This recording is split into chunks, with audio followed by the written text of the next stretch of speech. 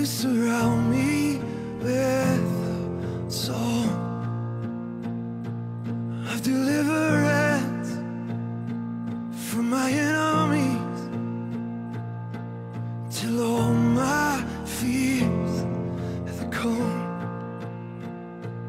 I'm no longer a slave to fear. I am a child of God. I'm no longer a slave to fear. I am a child of God.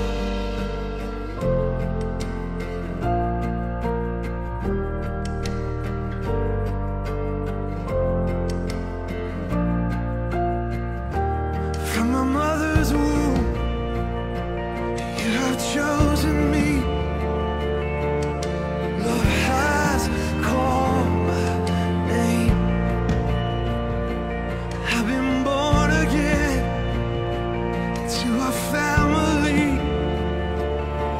Your blood flows through my veins. I'm no longer a slave to fear. I am a child of God. I'm no longer a slave to fear. I am a child of God. I'm no longer a slave to fear. I am a child of God. I'm no longer a slave to fear. I am a child of God.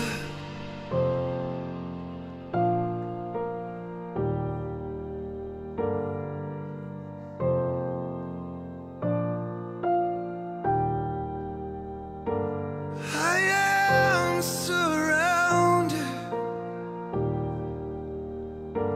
by the arms of a Father. I am surrounded by songs of deliverance. We've been liberated from our bondage.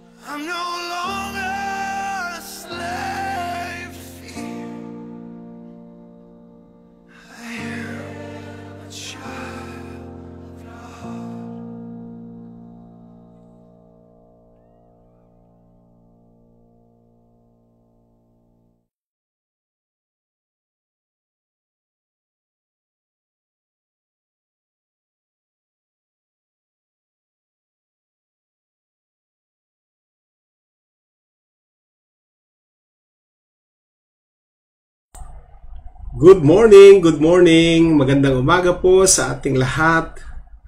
Mga giliw nating mga taga-subaybay. Ito na naman po ang panibagong pagpapahayag ng salita ng Diyos, ang ating pong Daily Devotionals. Ngayon po ay July 28, 2020 and it's Tuesday here in Hong Kong. At syempre nasa time zone kami ng Asia. So marami tayong sumusubaybay sa Canada, sa US, sa Europe, sa UK, sa Middle East, sa Down Under, Australia and New Zealand. Siyempre kasama dito ang buong Asia na sumusubaybay sa napakaagang gawain, 7:30. Ay nasa impapawid na po uli ang ating programa, ang ating daily devotionals. Ako po si Bishop Rene Alog at patuloy pong naglilingkod para sa Diyos at para sa aking mga kapatid. Manalangin po tayo. O aming Diyos, maraming salamat sa umagang ito, sa araw na ito, na ginawa mo para sa amin. Ito ay araw na banal, araw na dapat kaming magpasalamat, araw na dapat kaming magpuri sa iyo, sa iyong karapat-dapat na pangalan, at tumanggap ng lahat ng papuri at pasasalamat.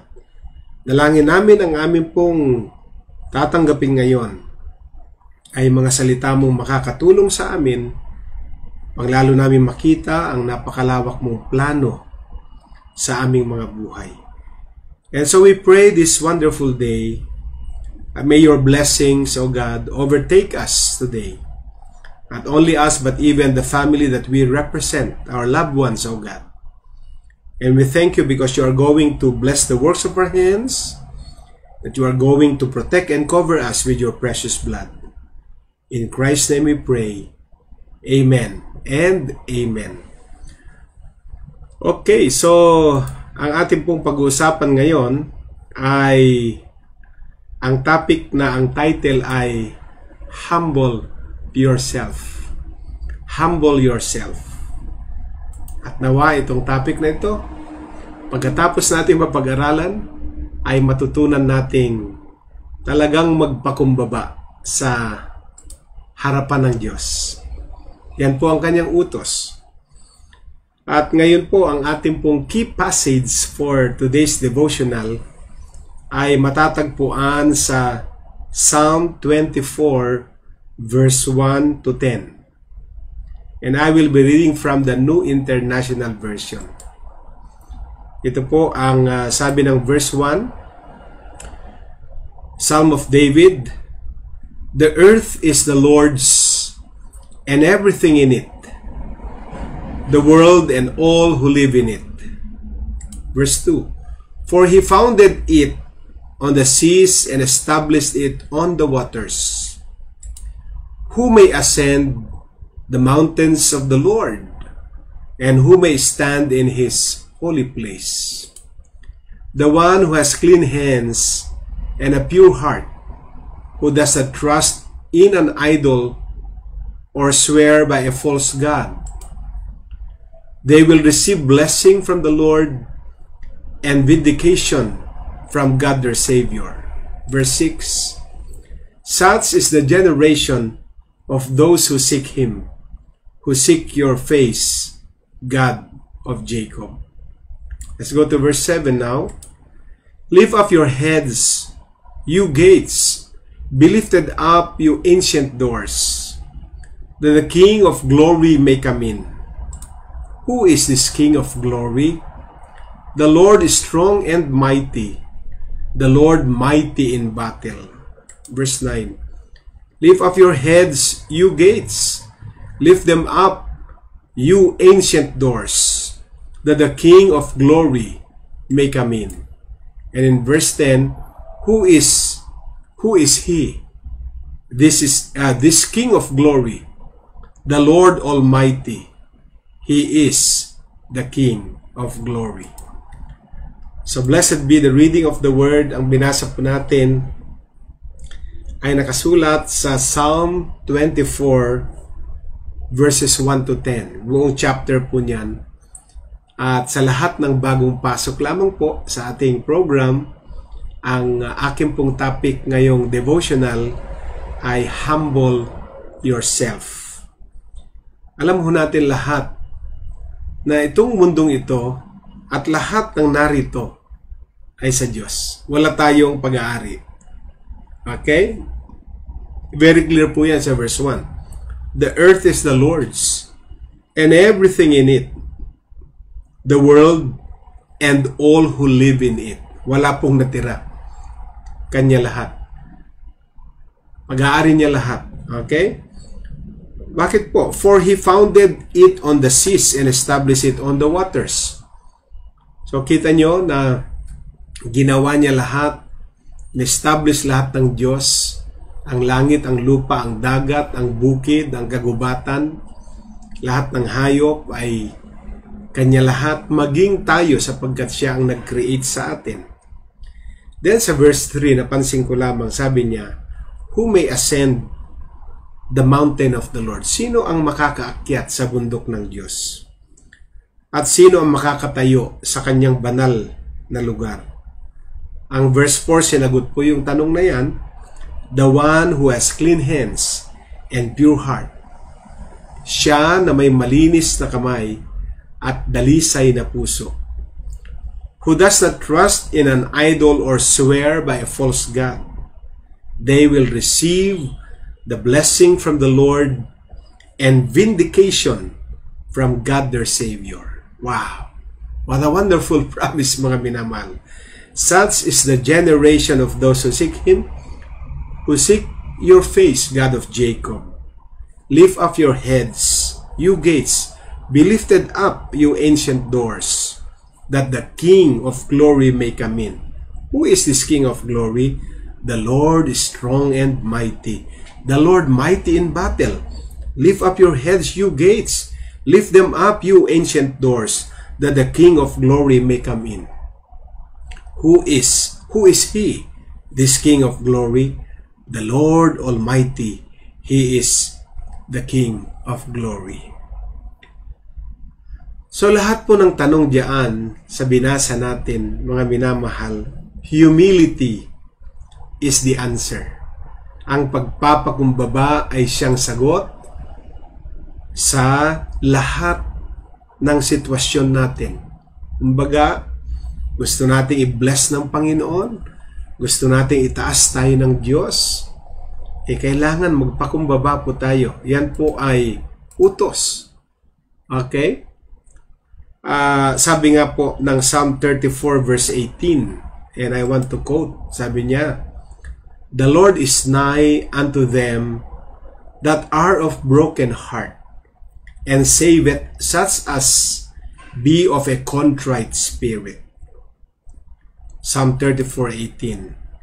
Ang Diyos ay malapit sa mga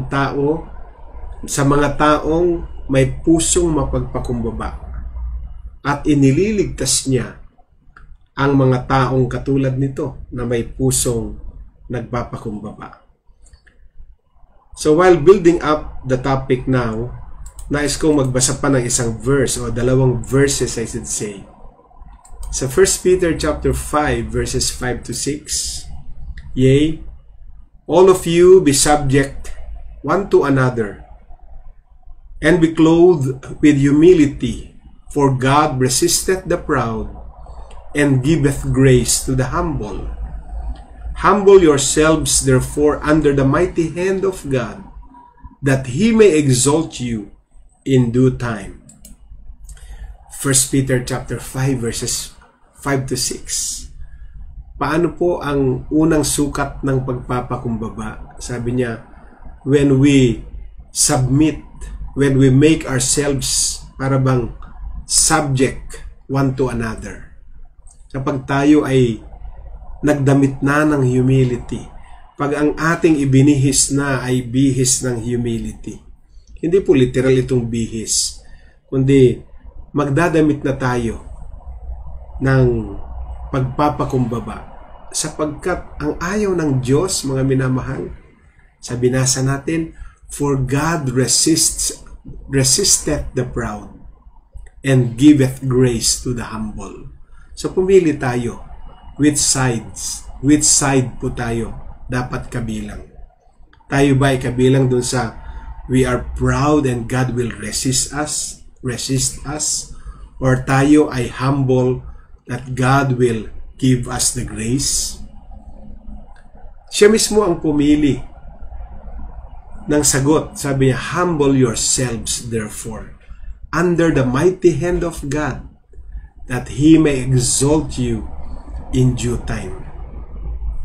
Pinakamagandang characteristics po yan. Pinakamagandang trait or quality ng isang Kristiyano, ng isang anak ng Diyos, ang marunong tayong magpakumbaba. Alam niyo itong ating pinag-uusapan na ganitong klase ng topic, mga minamahal, ay hindi na ito yung mga topic na tinatawag natin mga popular topics for today o nowadays. Hindi na po ito yung mga paksa na gustong-gusto ng mga tao. Gusto lagi ng mga tao blessing, gusto lagi ng mga tao ay kahit anong turo, wag lang yung mga turo sa holiness, humility, di ba? Kasi pag ganitong mga topics, medyo ang unang magre-resist dito yung mga proud mismo. Pero yung mga humble talaga, ito yung gusto-gusto nilang topic. Ang tanong ko, gusto mo bang topic na ito?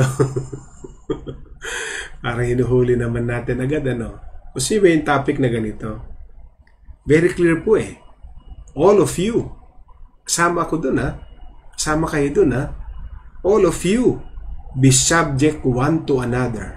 Are you willing to submit to somebody? Willing ka bang magpasakop sa isang tao?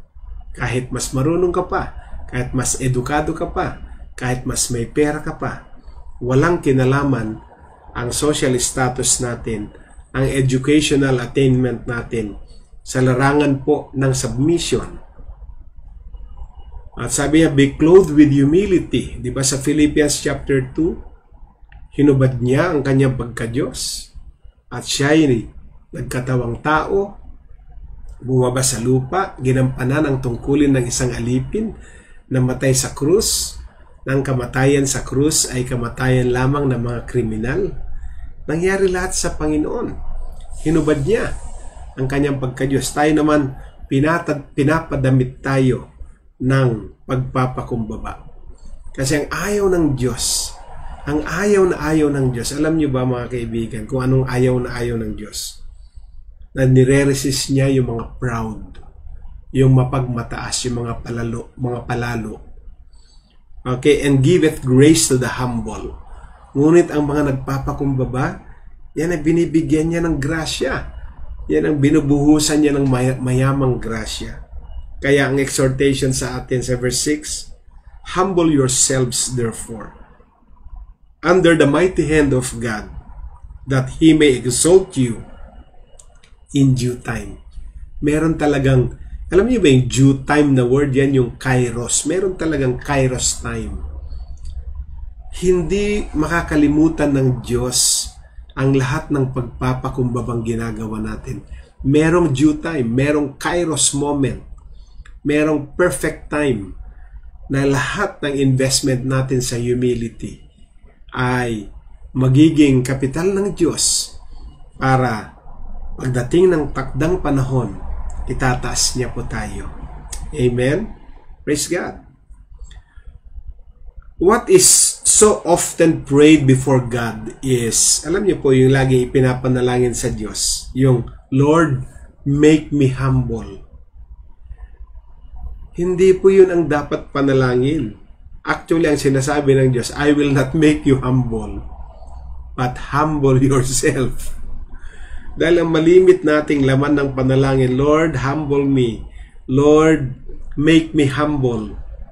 But God is saying to you, mga kaibigan, God is saying to us, humble yourself. Humble yourself. You do not know how God will provide an answer to your prayers. But you have no might against the sickness, that personal problem, or that financial test. When you do not have the answer, and there is no way out through man, you will find that God is still on the throne. Ano pong nais nating ipahayag dito, mga kaibigan? May mga sitwasyon tayo na hindi na kaya ng kapasidad natin para tugunan ang mga pangangailangan na yan. Pero tayo na nakakilala sa Diyos, kilala natin siya bilang taga-provide ng answer sa ating mga prayers. Amen? Kaya pagka wala na tayong lakas, kakayanan para pagtagumpayan ang sakit, wala na tayong lakas para pagtagumpayan ang personal nating mga problema, wala na tayong lakas para pagtagumpayan ang mga pinansyal nating pangangailangan, magpakumbaba tayo sa Diyos at sabihin natin, Lord, kasi may mga tao pong may sakit na ayaw pang sabihin. May sakit ka ba? Wala, ano lang ito, konting sinat-sinat lang. Yung pala, terminal case na pala yung sakit niya. Ayaw pang aminin para matulungan, no? Yung iba nagkakasakit, akala kasi nila nakakahiya yung aminin mo pag may sakit ka. Kaya makita mo na, nakikita mo na yung sakit ng tao. May sakit ka, ano? Ano lang ito, dala lang ng naambunan lang ako kagabi. Bakit hindi natin maamin? Pag inamin natin na yung ating sitwasyon ay beyond sa ating kakayanang pagtagumpayan, sakit, personal na problema, may mga personal tayong problema, tinatanong na tayo, may problema ka ba? Okay lang ako, wala po. Kailan ka naman matutulungan? Kung tuwing tatanungin ka naman kung may problema ka ba, wala ka nang ginawa kundi ipagkaila. Wala ka nang ginawa kundi i-deny na may problema ka. Samantalang alam naman na, kitang-kita na may problema tayo. May pangangailangan ka bang pinansyal? Tinatanong ka na, kumusta ba? Nagsusurvive pa ba kayo dito sa COVID-19? Paano kayo nagsusurvive? Ay, okay lang po. Sa grasya ng Panginoon, okay kami. Ano nakakaya naman pag sinabi mong, ikamamatay ba natin pag inamin natin meron tayong pangangailangan? Kaya nga dapat tayo'y umamin para matulungan tayo. Kasi hanggat tinatakpan natin ng ibang salita yung katotohanan sa ilalim, hindi tayo nalalapatan ng lunas. Hindi nalalapatan ng solusyon yung ating mga problema. So when you do not have the answer and there is no way out through man, you will find that God is still on the throne. Amen? Kapag may mga sitwasyon tayo na alam nating hindi na kayang lapatan ng sagot sa pamagitan ng kakayanan ng tao, tandaan natin, ang Diyos ay nakaupo pa rin sa kanyang trono. Hindi siya bumababa sa kanyang trono, kapatid. He is still there, seated on the throne. Amen? He is sovereign. He is powerful. Nandiyan yung Diyos natin. Aminin lang natin, pagka wala na talagang solusyon sa problema, sakit, personal na problema, o mga pinansyal na pangangailangan, lalo na sa panahong ito. No? Magpakumbaba tayo. Humble yourself. Minsan kasi tatanungin tayo, gutom na gutom tayo, ano po? Pero pag may nagtanong sa atin, kumain ka na ba? Ano pong malimit na sagot natin? Busog pa ako. Pero sa katotohanan, hindi tayo busog. Dahil nahiya tayong aminin yung sitwasyon natin.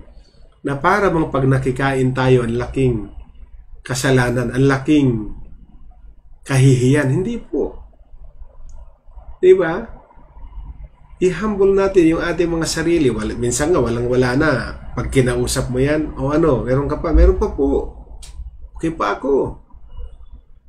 Kitang-kita mo na yung sakit. May sakit ka ba? Ay, wala po. Ano lang ito? Ikaw ba may problema pinagdadaanan? Kitang-kita mo naman may problema na siya. Eh, wala po. Okay lang po ako. Kailan tayo malalapatan nga?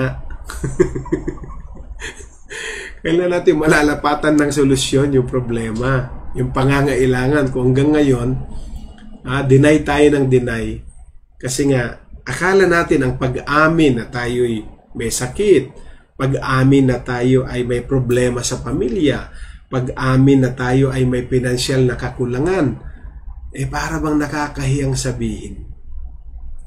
Wag po.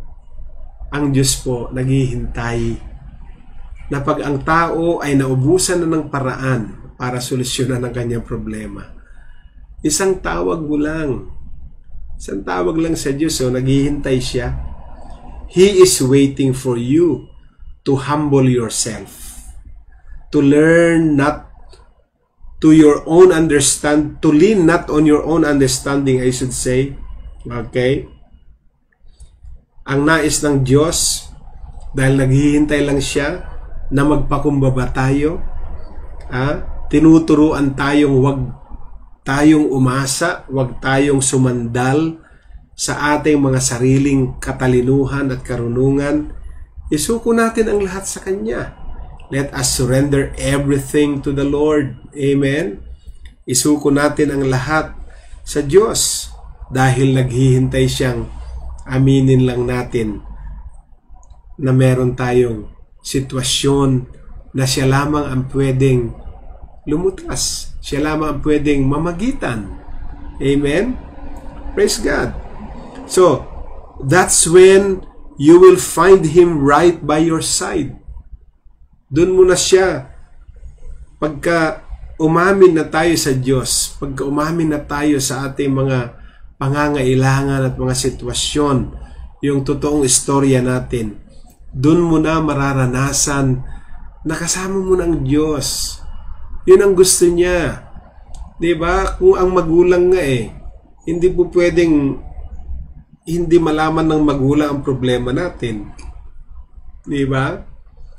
Pagka nakikita ko yung aking anak malungkot o meron siyang parang hindi siya dating siya yon, alam mo naman kung hindi siya yon. O di tanungin mo, gutom ka ba anak? Baka gutom lang. At sasabihin naman ng anak ko, pag gutom ako daddy, halika na. Anong gusto mong kainin? Halika, samahan kita. Ibili kita. Hindi lang samahan, ibili kita. Kasi pag samahan siya rin bibili, no? Hindi, ibili kita. Ano problema mo anak? May assignment ba kayo? Ano ba yun? Mahirap? Kumusta yung exam mo? Matutulungan mo lang, malalapatan mo lang yan kapag yung bata, yung anak mo, ay magsasabi ng totoo. Pero hanggat di niya magsasabi ng totoo, paano mo matutulungan? So that's when you will find Him right by your side. So right now, take this marvelous step to victory. Ngayon, tanggapin natin itong pinag-aaralan natin, isang napaka magandang hakbang sa pagtatagumpay. Nakukuha naman natin lahat yan sa pag-amin, sa pagpapakumbaba. Siyempre, hindi ka pwedeng umamin kasi sa iyong kalagayan na walang elemento ng pagpapakumbaba. Amen? Humble yourself before your Heavenly Father. Humble yourself before your Heavenly Father. Put all preconceived ideas, all traditions, church denominations, doctrines, and ways of man on the altar. Suko natin lahat ito sa paanan ng Panginoon. Yung mga preconceived ideas, yung mga naisip mong mga paraan, paano mo lulutasin ang problema mo. Yung mga nakalakihang paraan, yun yung mga tinatawag na tradition, church denomination, Ano pa? Doctrines and ways of man on the altar. This is the time na hindi na ways of man ang masusunod. Ito na yung time na ways of God ang masusunod. Pray and surrender all to God. Manalangin ka at isuko mo na lahat sa Panginoon. Manalangin tayo at isuko na lahat natin sa Panginoon. Amen? Hindi po sinabing, Lord, hindi, kasi minsan sinasabi na, Lord, teach me how to humble myself. Make me humble.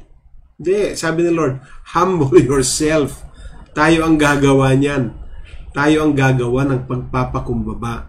At ang pagpapakumbaba natin ay makikita sa ating mga actions.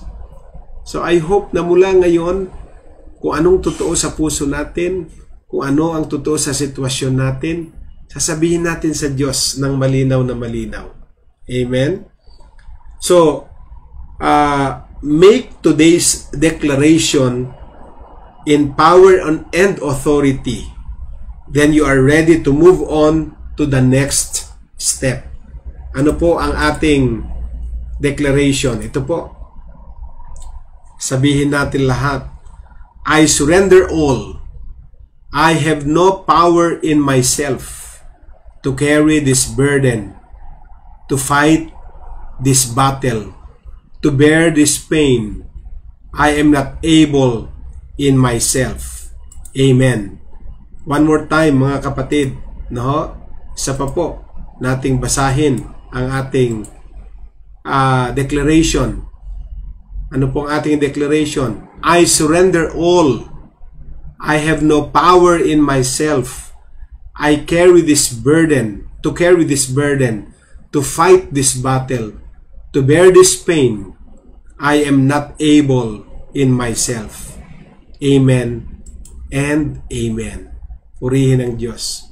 Totoo po yan. Mula ngayon, suko natin lahat sa Diyos.